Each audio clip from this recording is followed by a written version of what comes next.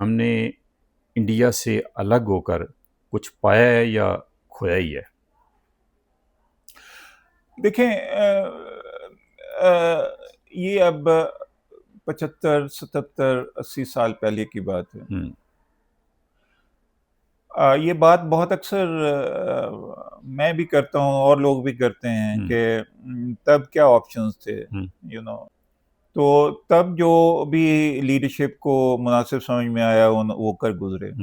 لیکن جو اصل پرابلم ہے وہ یہ ہے کہ ان کے پاس کوئی پلان آف ایکشن نہیں تھا کہ بھئی یہ پاکستان تو ہم بنا رہے ہیں لیکن اس کی یہ چیزیں کیسے چلیں گی. اور پھر سوائے آپ کے دفاع کے اور کوئی بھی چیز ایسی نہیں ہے جس کو کہ آپ نے سنجیدگی کے ساتھ گورننس سٹرکچر کو سنجیدگی کے ساتھ آپ نے نہیں لیا. آئینی معاملات جو ہیں، لا اینڈ آرڈر کی سچویشن ہے، اس کو، تعلیم کو، صحت کو، سوشل ڈیولپمنٹ، سوشل سیکیورٹی، یہ ساری چیزوں کو آپ نے بالکل ہی تاک نسیاں پہ رکھ دیا. تو اس کا پھر نتیجہ یہی ہونا ہے جو ہو رہا ہے. کیونکہ جو بھی نئی قوم بنتی ہے وہ تو ایجوکیشن سے بنتی ہے، ہیلتھ کیئر سے بنتی ہے. آپ ان کو احساس دیتے ہیں کہ یہ ملک آپ کا ہے، آپ ان کو آزادی اظہار دیتے ہیں، آزادی فکر دیتے ہیں. وہ تو نہیں ملی نا، وہ تو بالکل نہیں ملی آپ کے. وہ بلکہ یہ بات میرے نزدیک تو بہت ہی ایکسپلیسٹلی کلیئر ہے کہ 4 یا 5 بنیادی فیصلوں کے علاوہ جتنے بھی فیصلے پاکستان میں ہوئے ہیں وہ آپ کی سیاسی قیادت نے نہیں کیے. حالانکہ وہ سیاستدانوں کو رگڑا تو بہت جاتا ہے، لیکن سیاست دانوں میں جو الیکٹ ہو کے آئے ہیں 3 یا 4 سے زیادہ فیصلے نہیں کیے. نیوکلرائزیشن جو ہے وہ سیولین پولیٹیشنز نے کی. آئین بنایا 73 کا، وہ بھی سیولین گورنمنٹ. تو باقی جتنی بھی چیزیں ہیں ہوئیں آپ کی فارن پالیسی میں، امریکہ کی جا کے گود میں بیٹھنا یا افغان جہاد میں حصہ لینا یا جتنے بھی اسلامائزیشن یہاں پہ کرنا، ایم کیو ایم کو بنانا، سپاہی صحابہ کو بنانا، یہ کرنا وہ کرنا، وہ سارا تو آپ کے جو ہے غیر سیاسی جو عناصر ہیں ان کے فیصلے ہیں.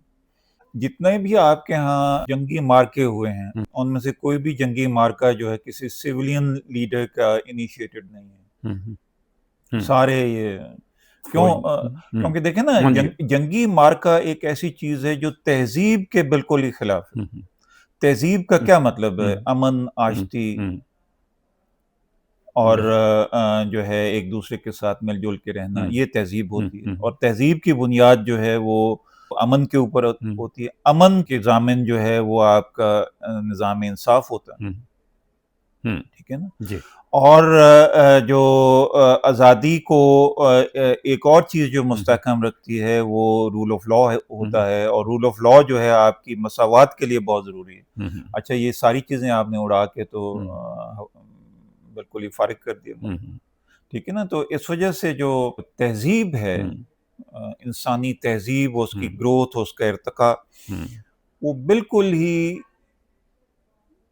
انسانی جارحیت کے بالکل ہی مختلف سمت میں جا کے، تو جو انسانی جارحیت جو کہ انسان کے انسٹنکٹ میں ہے، اس انسٹنکٹ کو جب آپ قابو کرتے ہیں اور اس کو نئی راہ پہ لگاتے ہیں، وہ راہ جو کہ امن اور آشتی کی طرف جاتی ہے، تو آپ چھوڑ دیتے ہیں یہ جنگ و جدل اور بندوق برداری اور جو ہے وہ یہ سارا کچھ. تو آپ ایک تہذیب کی طرف، آپ کلچر کی طرف، تب رومی، سعدی، حافظ، غالب پیدا ہوتے ہیں جو کہ تہذیب کو بناتے ہیں.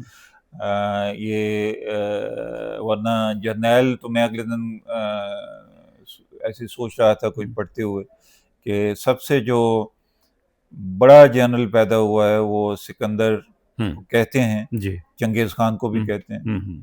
اب ان میں انسانیت والی کون سی بات تھی ان دونوں میں؟ جی یقیناً تباہی کی، تباہی ہے. تخت جمشید کا جو اس نے حال کیا اور ساری دنیا کا کو جس طرح سے ملیا میٹ کیا چنگیز Khan, they were best of the generals. have to be oppressors and tyrants. زیادہ تباہی کرے، جو جتنا زیادہ تباہی کرے اور بڑا میتھمیٹیکلی تباہی کرے وہ اتنا اچھا جانے. تو تہذیب کے لیے تو یہ چیزیں نہیں ہوتی. اور ہم جنرلز کے کنٹرول میں ہیں.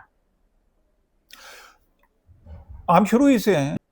پاکستان جب سے بنا ہے ہم اچھے حالات میں کبھی نہیں رہے، اور ہم ورسٹ سے ورسٹ کی طرف گئے ہیں. اس سے آپ اتفاق کرتے ہیں؟ بالکل. یہ جو تقسیم کا عمل ہوا، انڈیا کی تقسیم کا، اس میں انگریزوں کی اپنی کیا رائے تھی؟ کیا وہ تقسیم چاہتے تھے؟ میرا خیال ہے وہ زیادہ چاہتے تھے تقسیم، کیونکہ کولڈ وار میں جو ہے وہ کوئی بھی جو ریاست ہے جس کو کہ نہرو جیسا آدمی ہیڈ کر رہا ہو، اس کے اوپر انہیں اعتبار نہیں تھا.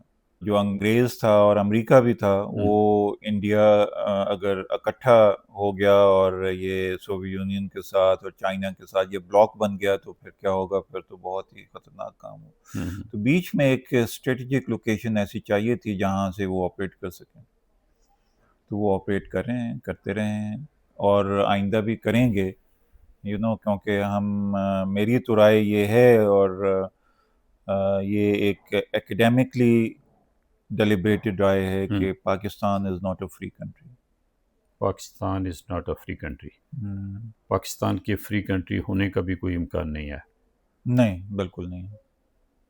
جناح صاحب آنے والے حالات کا کوئی تجزیہ نہیں کر سکے، دیکھ نہیں سکے کہ جناح صاحب کے تو اپنے زمانے میں جب یہ ممدوٹ اور دولتانہ کی لڑائی یہاں پہ ہوئی تو یہ ان دونوں کو بلایا انہوں نے، اور پھر انہوں نے گیو اپ کر دیا تھا کہ یہ میں ریزالو نہیں کر سکتا، کیونکہ وہ اتنا ایک دوسرے کی جان کو کھانے کے لیے. سیم از دا کیس جناح صاحب کی اپنی زندگی میں ہی، جو ایوب کھوڑو اور یہ سندھ کے جو حالات جی وہ بھی بہت ہی، اور جو کچھ خان عبدالقیوم خان کر رہا تھا خیبر پختونخوا میں، سو وہاں پہ یہ جو پولیٹیکل انسٹیٹیوشنز کو بنانے کی بجائے ایک ذاتی اقتدار کی جنگ تھی، اور وہ ابھی تک وہی سلسلہ چل رہا ہے.